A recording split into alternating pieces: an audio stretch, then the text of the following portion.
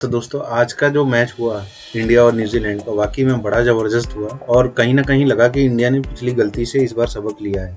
इस बार टीम में 3 चेंजेस किए गए हैं। पहला, सिराज को बाहर बैठाया गया जो कि बिल्कुल सही था। ये बात मैंने भी पिछले लास्ट वीडियो में बताई थी कि सिराज आउट ऑफ फॉर्म है और उसको बाहर बैठना ही सही है। दूसरा, आकाशदीप को अंदर लेके आए सिराज की जगह, क्योंकि आकाशदीप ने अच्छी परफॉर्मेंस दी थी। बांग्लादेश के खिलाफ भी याद हो तो उन्होंने स्टार्टिंग में एक अच्छा स्टार्टअप दिया था बुमराह के साथ मिलकर। तो यहाँ भी ऐसे चांसेस थे कि अगर फास्ट बॉल को पिच मदद करेगी तो आकाशदीप बुमराह के अच्छे साथी होंगे। दूसरा जो सबसे बड़ा जो फेलियर आया था वो है केएल राहुल की तरफ से। आपको ही पता है केएल राहुल भैया आजकल अंडा लेके आ रहे हैं, मतलब ये समझ लीजिए पोल्ट्री फार्म खोल रखी है उन्होंने। पिछले मैच में भी मतलब ऐसी था परफॉर्मेंस और इस मैच में भी ऐसी। अब भाई ये कोई सरकारी राशन तो है नहीं कि हर किसी को जगह मिलेगी। तो फाइनली ये हुआ कि केएल राहुल को बाहर किया जाए और उसकी जगह पे शुभमन गिल को खिलाया जाए। और आज अच्छा भाई एक बात और है, आज शुभमन गिल लगा भी पूरे टच में, क्योंकि उसका जो बैटिंग टेक्निक है, जो उसकी जो बैट फ्लो था आज लास्ट के, जो उसका बैट फ्लो था ना वो बड़ा जबरदस्त लगा मुझे। लगा कि यार ये बंदा है। केएल राहुल अभी आउट ऑफ फॉर्म है यार, उसको बेकार में ढो रहे हैं टीम इंडिया में। मैं तो समझ में नहीं आ रहा ऐसा क्या चीज़ है उसके अंदर कि उसको लोग छोड़ने को तैयार नहीं यार। लखनऊ के साथ मिट्टी पलीत हो गई। मैं उसका वो नहीं कर रहा मैं कि मैं उसका फैन हूँ, बट इसका कहने का मतलब ये नहीं है कि अगर परफॉर्मेंस कोई नहीं दे रहा तो उसको ढोने की कोई ज़रूरत नहीं है। केएल राहुल को अगर आउट ऑफ फॉर्म है तो उसको चाहिए डोमेस्टिक खेल के या प्रैक्टिस करके अपने फॉर्म को वापस लाए, उसके बाद वो खेले। ऐसी तो समी के साथ भी हुआ। समी अभी कुछ दिन पहले गुड़गांव के इवेंट में आया हुआ था, तो समी से पूछा गया कि आगे का क्या प्लान है। भाई ये तो खुड़क होती है ना जो ये आपके टीवी रिपोर्टर्स की, कि हाँ खुड़क होती है कि कुछ आग लगा दें, इनकी तो आदत हो गई है। तो इन्होंने समी से पूछा कि भाई ऐसा आगे का क्या प्लान है, तो समी ने साफ बोला कि ऐसा है अभी तो मैं फिट हूँ, मैंने अभी कुछ ओवर भी फेंके हैं, अब मुझे लगता है मुझे कोई तकलीफ नहीं है, बट मैं अभी ऐसी टीम इंडिया में नहीं जाऊँगा। जब तक मैं पूरा परफॉर्म नहीं करूँगा मैं टीम इंडिया में नहीं जाऊँगा। तो एज इट इज़ ऐसे ही कुछ केएल राहुल को भी करना पड़ेगा। वो भाई सुनील शेट्टी का दामाद है तो ऐसा थोड़ी है कि भैया वो कहीं लिख गया है कि दामाद है तो भाई खेलेगा ही खेलेगा, है ना। खैर, आज इंडिया और न्यूजीलैंड का मैच पहला दिन था और न्यूजीलैंड ने टॉस जीत पहले बैटिंग करने की सोची। तो दोस्तों जैसा कि आपको पता है यहाँ जो पिच है पुणे में उसमें काली मिट्टी का भी यूज़ हुआ है, तो most of the time most chance है कि यहाँ पे पिच टर्न करेगी और बॉलरों को स्पिन बॉलरों को थोड़ी मदद मिलेगी। तो ये चीज़ न्यूजीलैंड ने भी भापी और उन्होंने भी मिचेल सैटनर को लेके आए स्पिनर के तौर पे। और इंडियन में भी देखो तो वॉशिंगटन सुंदर, वाह क्या स्पिनर है बंदा यार, मतलब मैं तो फैन हो गया वाकई में। अगर आज मैं होता ना ग्राउंड में तो मैं पप्पी ले लेता उसकी यार, मतलब 7 विकेट निकाले उसने आज, 7 विकेट। खैर शुरू से करते हैं शुरू कि टॉस जीता पहले न्यूजीलैंड ने, बैटिंग के लिए टॉम लैथम आए। अब टॉम लैथम को भाई देख के तो ऐसा लगता है ना कि उसको जबरदस्ती कैप्टेंसी दी गई है। जिस हिसाब से वो कैप्टेंसी करता है मतलब बिल्कुल आउट ऑफ टच है इस टाइम। ऐसा लग रहा है जैसे भाई मजबूरी में कैप्टेंसी ली है। वो खुद बेचारा आउट ऑफ फॉर्म है। आप एक बात बता दो और उसको आप कैप्टन बना रहे हो। कैप्टन तो ऐसा होना चाहिए ना जो एग्जाम्पल सेट करे किसी का, कि भाई मतलब कुछ बढ़िया करके दिखाए तभी टीम मोटिवेट होगी और वैसे करेगी। बट उनका कुछ ऐसा सीन नहीं लगा। टॉस जीतने के बाद बैटिंग करने के लिए आए हुए और कुछ खास रन नहीं बना पाए। शुरू में ऐसा लगा कि वो थोड़ा सा संभल के खेलेंगे, बट उसके बाद से पता ही आपको अन्ना अश्विन का, वो किसी को नहीं छोड़ता, पुराना चावल है बहुत। मतलब भाई ने LBW आउट किया। वो जितनी सोच रहा था लाथम की टर्न करेगी वो नहीं हो पाया और वो LBW आउट हो गया। उसके साथ थे कॉनवे, पुरानी फॉर्म में वो बंदा टच में था। जैसे पिछले मैच में टच में लगा, वो 1992 में शायद आउट हुआ था पहले बेंगलुरु टेस्ट में। पुणे में भी बंदा बहुत मतलब ईजी टू वे था, बहुत बढ़िया खेल रहा था, बट उससे ना एक गलती हो गई। उस बेवकूफ़ को ये लगा ना कि अब तो पिच में समझ ही गया हूँ, रन अच्छे आ ही गए, 50-50 लगी गई है और ऐसा है कि अब आराम से खेलेंगे। बट अन्ना तो अन्ना है भाई, जिसको तुम मतलब इतना ज़्यादा अंडर एस्टिमेट कर रहे थे, वो यार ऐसा बंदा थोड़ी है। खा गया बंदे को। कॉनवे को भी उसने पंत के हाथों कैच कराई। अच्छा, इस मैच में जो मुझे वाकई में बहुत मुझे अच्छा लगा ये देख के कि जब लाथम आउट हुआ उसके बाद विल यंग बैटिंग करने के लिए, तो विल यंग ठीक ठाक बैटिंग कर ही रहे थे। 45 बॉल्स पे उन्होंने 18 रन मारे, लेकिन जो उसकी विकेट रविचंद्र अश्विन ने निकाली ना, मैं सही बता रहा हूँ, मैं यूट्यूब पे हूँ, मैं बिल्कुल सही बता रहा हूँ, वो विकेट रविचंद्र अश्विन के नाम नहीं होनी चाहिए, वो विकेट होनी चाहिए थी सरफराज खान के नाम से। क्यों? एक हल्का सा स्पाइक लग के, एकदम हल्का सा स्पाइक लग के ऋषभ पंत को कैच गया था। किसका? विल यंग का, ठीक है। और वो स्पाइक शॉर्ट फॉरवर्ड पे खड़े थे सरफराज खान, उनको वो सुनाई देगी। मतलब ये समझ लीजिए ना, जो रुएं निकले होंगे ना, 10 ग्लव्स के जो रुएं निकले होंगे, खाली वो रुएं टच करके गए हैं एकदम बारीक से स्पाइक, और वो बंदा श्योर हो गया। उस बंदे ने टीम के अगेंस्ट जाके रोहित को कन्विंस किया जबरदस्ती। अगर वो नहीं आउट होता ना, तो मतलब रोहित को पता ही है, वो तो लेनी देनी कर देता उसकी। वो बंदा किसी की नहीं सुनता। इतना बड़ा रिस्क लिया बंदे ने, तो उसने अपील करी और एकदम जिद पे अड़ गया कि नहीं रोहित भाई आउट है। अब सारी टीम, पंत, यहाँ तक कि बॉलर को भी कह रहा है यार ऐसा कुछ तो नहीं हुआ, आवाज तो नहीं हुई। बट कोहली को भी लगा कि यार बच्चा इतना जब कह रहा है तो डीआरएस ले लेते हैं, और बंदों ने डीआरएस लिया। और यार वाकई में यार, मतलब मैं कह रहा हूँ गजब स्पाइक लगी। हल्की सी पंत के दास्तानों में गई, फेंकने वाले को भी मालूम चला, पकड़ने वाले को भी, पंत को भी मालूम नहीं चला, मारने वाले को भी मालूम नहीं चला, और चला किसको, सरफराज खान को पता चल गया। तो भैया विलियम का विकेट तो सरफराज खान के नाम ही जाता है। उसके बाद विलियम के साथ आउट हुए हमारे भैया पिछले मैच के हीरो न्यूजीलैंड की तरफ से सचिन रविंद्र। ये भैया ये बड़ा सिर दर्द है इंडिया के लिए। मतलब भाई रे, इसके बाप दादाओं के साथ क्या गलत कर दिया, क्या हो गया कि मतलब ये साला आता है तो खूंटा ही गाड़ देता है। खैर, यहाँ से जो चालू हुआ वाशिंगटन का जादू, मतलब ऊपर के जो 3 विकेट थे, लाथम, कॉनवे और विलियम, इनके तो विकेट मतलब अन्ना ले गया। मुझे लगा जैसा कि भाई अन्ना ही आज हावी होगा, बट भाई मैं गलत था। और हैट्स ऑफ है टीम सेलेक्टर्स को, जो इन्होंने सेकंड मैच में इतनी जबरदस्त टीम चुनी।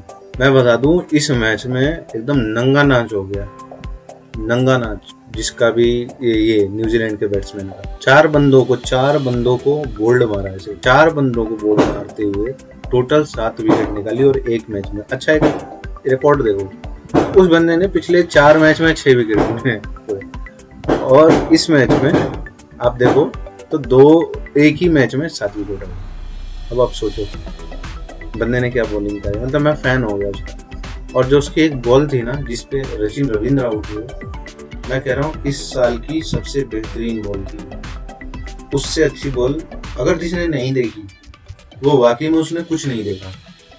मैं कहूँगा अगर हाईलाइट आए तो उस बॉल को देखना।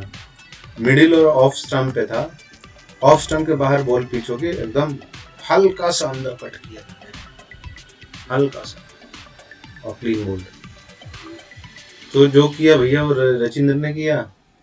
सचिन रविंद्र ने 65 रन बनाए 105 बॉल खेल के। और डेरिल मिचेल आए, उनका भी कोई खास रोल उतना रहा नहीं, 54 बॉल पर 18 रन मार के गए। फिर ये जो विकेट कीपर बैट्समैन है, ये तो भैया ऐसा लग रहा है जैसे यहाँ पे भेलपुरी चाट पकौड़ा ही खाने आया है। सही बता रहा हूँ, कहीं से कोई अप्रोच ही नहीं। ये सही में इसका नाम ही टॉम बंडल है, सही में साला बंडल ही है। बहुत मतलब फुद्दू ही है। कहीं से इसको ऐसा नहीं लगा कि हाँ ये पारी को आगे ले जाना चाहता है हमें। मतलब उस टाइप के शॉट थे, एकदम नौसिखिया वाले शॉट थे। और मेरे ख्याल से ऐसे ये चूतिया पे कराना तो ये इसका आखिरी मैच होगा। ये इतना दिन न्यूजीलैंड जैसी हैवी टीम नहीं ढुक सकती इसमें। फिर ग्लेन फिलिप्स भी ऐसी है बंदा। ग्लेन फिलिप्स भी मतलब आउट ऑफ टच ही है, इसका सीरीज अच्छा जाने वाला है नहीं। तो ग्लेन फिलिप्स भी 9 रन पे आउट होगा। हाँ, उसके बाद है मिचेल सेंडनर, तो थोड़े उन्होंने अच्छे शॉट मारे, रन बनाए, पर उसको भी बोल्ड किया। वाशिंगटन सुंदर साउथी बॉलर है, जब इतने ऊपर के नहीं कर पाई क्या करते, एक चौका मारा।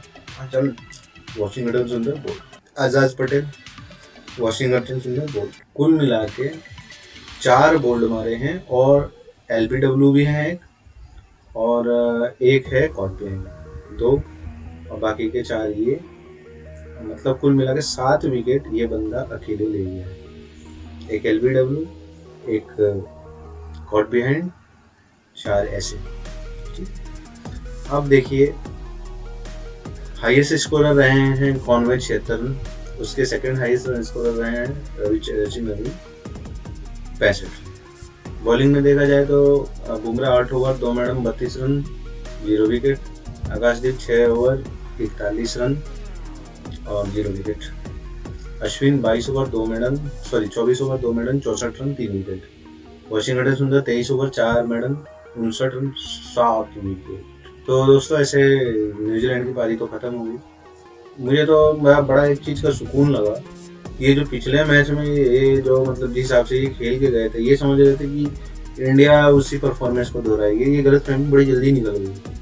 कहते हैं ना, कुत्ता पाल लो, हाथी पाल लो, गधा पाल लो, गलतफहमी मत पालो। वो बीरू भैया बिल्कुल सही कहते हैं। ये लोग गलतफहमी हुई थी कि उसी टीम को ये कंटिन्यू करेगा। ऐसा नहीं है भाई, अब ऐसा नहीं होता है। गंभीर राज्य में ऐसा नहीं, तो गंभीर राज्य में गंभीर फैसले होते हैं।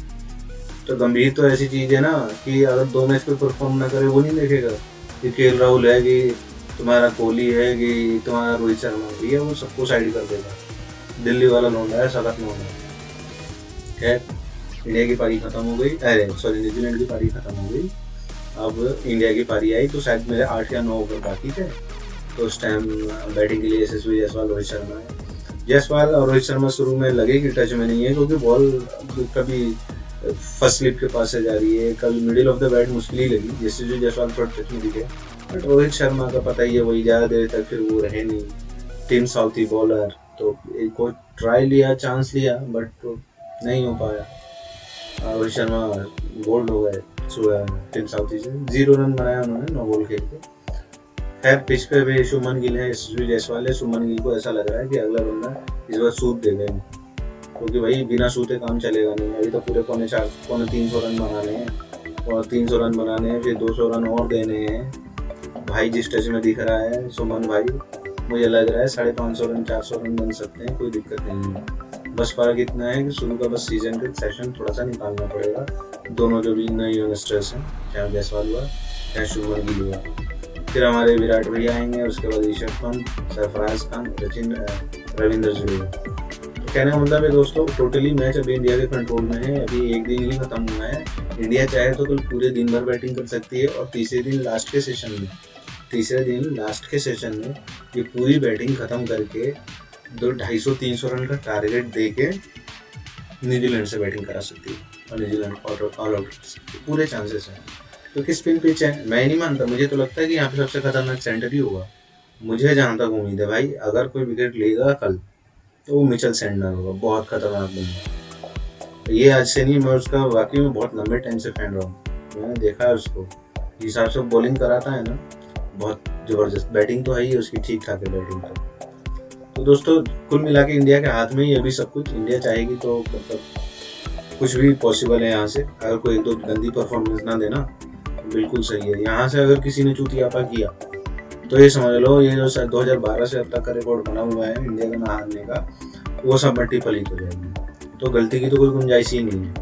और दूसरी सबसे बड़ी फर्क है कि अगर ये मैच हार गए ना, तो ये समझ लो वर्ल्ड टेस्ट चैंपियनशिप में बहुत ना अब हमारे हाथ में ही रहेगी। बस अब दुआ ही में हाथ खड़ी हो, कोई और टीम जीते तो ये हारे, तो ये जीते, यही चलेगा। और उससे बहुत बेकार लगता है यार। एक तो डायरेक्ट क्वालिफाई करो ज़्यादा इज्जत के साथ, अब ये मैं जो दुआ मांगो दूसरे से कि नहीं जी ये तो इतना हो जाए, ये वो हो जाए, तो ये हो जाए, मामा मामी के मुँह से निकल आए तो मामा हो जाए। यार ये सब कहने वाली बात है, ये सब चीज़ें नहीं चलती।